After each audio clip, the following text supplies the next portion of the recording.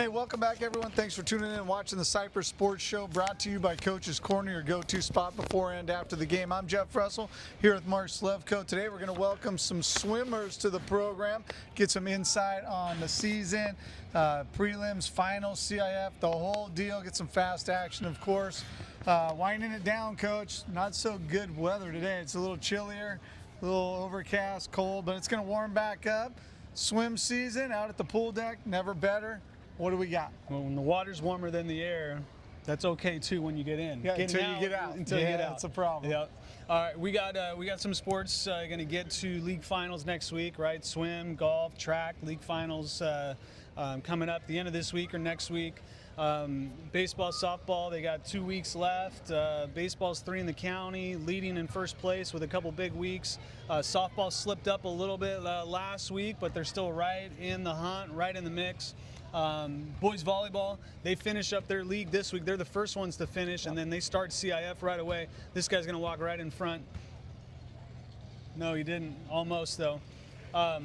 Boys golf, again, not doing great in duels, but they played in the Walnut Tournament out at California Country Club on Monday, finished 7th out of 20-something teams. Taylor Reeser, strong senior golfer, shot even par, so hopefully he can play well in league finals and make it to CIF and make a little run there.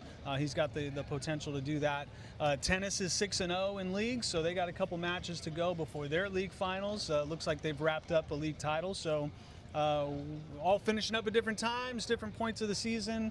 A lot of CIF, individual stuff, team stuff coming up. Yeah, and then we start the CIF, and then it continues. I mean, it could continue till, potentially after we're out of school even, which is always a weird thing for us because we start so early. To coach, you think coaches anticipate those things, talk to the players ahead of time, like, hey, make sure you guys are here.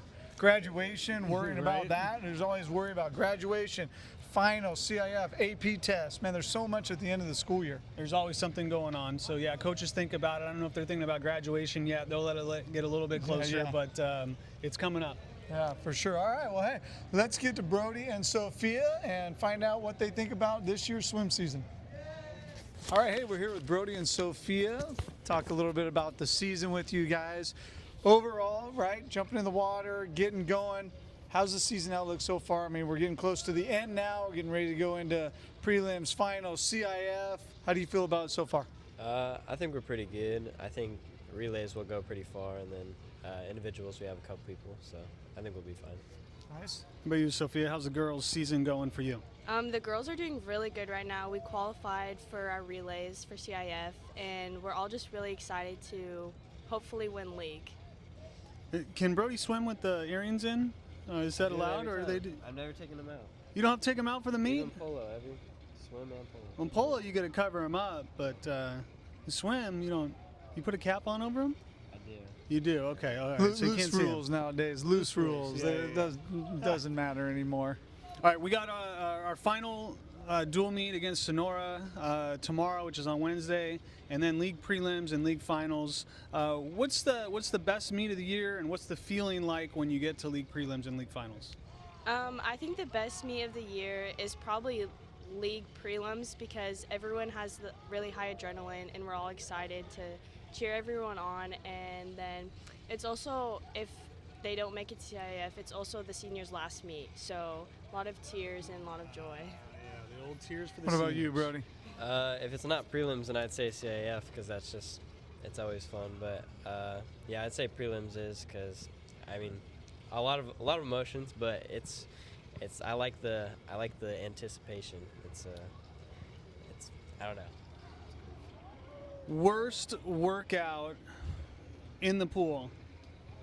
What's the worst set, the worst workout, the most difficult, the one when you see it up on the board, you go, oh man, we got to do this one? Well, I think the worst workout we've had is probably 10K day. But other than that, I think the worst is probably 100 IMs. 100 IMs, 10,000 yards in the pool? Yeah. 10,000 like divided 2 by laps. 25. That's like 2 laps. I think it's How many like laps is that? 600. I think it's like 600. We need leptic. 1,000 divided by 25 is 10,000 minus 400 laps. 400 laps. There you go. I got to carry the How zero. long does that take? Like 3 hours. Yeah, 3 Something hours. like that. 3 hours straight. So here's the thing about swimming, right? You're swimming. Like, how do you get to decide you want to be a swimmer, jump in the pool, and just swim for like 3 hours straight? I don't want to be a swimmer at all. It's not fun, but I'm good. So. Do you ever get that swimmer's high though? Right, it's not fun, but like the runners get the runner's high, where you're just in another place in the pool. You're in a workout, full workout. You ever just get that swimmer's high where you're just lost and you can just keep going forever? Yeah, especially if there's music. It's if there's music, your vibes are more up, and then just hanging out around with friends, I think it gives you a swimmer's high too.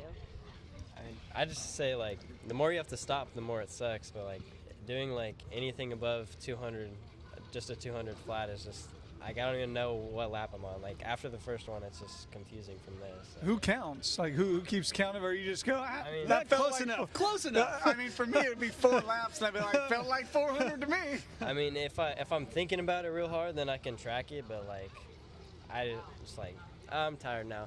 What about those athletes that kind of, they blend in, and then like that would be me. I'll be honest. I'd blend in and be behind you guys. Like, oh, you guys are done? Oh, it's my last lap. You got some of them? Don't name names. We got a couple we got of those. a couple. A couple who do that. Yeah. All right, so some days you guys feel great in the pool. Other days maybe you get a little bit tired. How much does sleep, nutrition, rest, all that go into a swimmer's routine? It goes in a lot. Having a good, healthy, not like really a diet, but eating the right foods, it helps you a lot, or else your stomach will hurt, or your head, or you just will feel fatigued and just not it to swim. But I think if your own body knows and tells you what's good for you and what's not, so a lot of sleep is good too. Yeah, I mean, I'm not a very good rep for that, so I mean, we just do honey and seeds before we race. That it makes us think it helps. I don't know if it really does, but like sleep definitely helps a lot. If I sleep a lot before meet, then I'm good. But food, I don't know. I try not to eat anything, otherwise it's too hard to swim. Really, even like if you eat an hour, hour and a half, 2 hours before? I mean, depends on the food, but like whenever something's in my stomach, I feel like I'm slow. Like, I mean, I guess that makes sense. The heavier you feel, the slower you feel like you're going to go, whether that's true or not. yeah. I mean, it does probably feel that way. So getting into league, right? Last league match coming up. When you're doing your league meets as opposed to the prelims or CIF, is there a different train of thought that you guys have in those? Are you focused on just like getting a qualifying time before you get to those other things, or we're trying to encompass enough points to win the meet? Do you have different thoughts between those things? For like league meets, I don't think I've ever cared about getting points or winning. I've only ever cared about times, and for not just for me obviously, but like only qualifying is like really important to me at least. I think for league, it's more of like, for me personally, it's more of like for a team thing, especially like freshman year when we won the relay. I think we all just felt like really happy. And then I feel CIF is more individual because you're there against other people at different schools, and it's not you and the team. Yeah. It's another one of these sports where your PR is so important. Yeah. Your relay team is so important. Accumulating points for your team is great. Right. But man, when you or when your teammate gets a PR, that's the best thing. At the end of the also. day, it's your individual times, right? You get to CIF, it's your individual times. But is there something about those relays that kind of makes it fun? Where you go, it's not so much individualized, right? You're relying on somebody else. Does that bring about like a different enjoyment? I could quit all my individuals. I would only do relays if I could. It's way more fun, and it's good to have a team, and it's like I like being the last one, and that kind of pressure is just like more fun. I really like relays because you're like with your teammates and you're all encouraging each other, and it's fun to just cheer for them and see like their faces after, and everyone just being there for each other. All right, well, hey, we got some fast action questions for you guys that we'll do in just a second. All right, we got some fast action questions for you guys. Don't overthink them. Whatever comes to your mind, you've done it before. Whatever comes to your mind, throw it out. You guys ready? Yeah. All right, you're both answering these. What's the weirdest thing, we talked about long distance stuff, what's the weirdest thing you've ever thought about while staring at the black line during a long distance practice? I don't know. Don't overthink it. I can't even think of anything specific. Yeah, It's me like either. it's a very wide range here. Just anything to take your mind off it. All right, if you could ban one swim stroke from existence, what would it be and why? Butterfly, because it's really tiring. Flutterfly. Butterfly is easy, but if like flutter kick with butterfly, it's the worst thing ever. Brutal.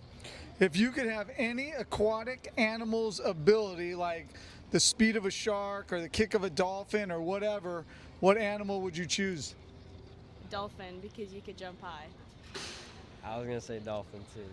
All right, dolphins. If you could design the ultimate high-tech swimsuit that had an illegal feature, what would that illegal feature be that you would add to it? Like a propeller, I don't Propeller?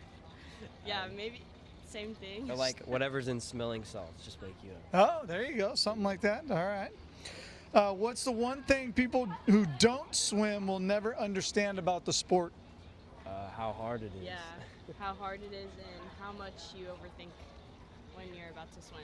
Yeah, definitely hard, right? If you don't swim, you drown. So that's kind of important. If your team was stranded on a deserted island, who would be the first one to try and swim for help? Christian. All right. Last one, if you could replace the pool water with any other liquid for one practice, Jello, Gatorade, chocolate milk, whatever it is, what would you choose? Chocolate milk. Chocolate I milk. was gonna say Jello. Jello, all right. Yeah. Thanks, guys. Chocolate milk. Thank you. All right, thanks to Brody and Sophia for being here. Thanks to our sponsors, Coach's Corner and PLB Industries. Thanks to everybody for watching, and we'll see you next week.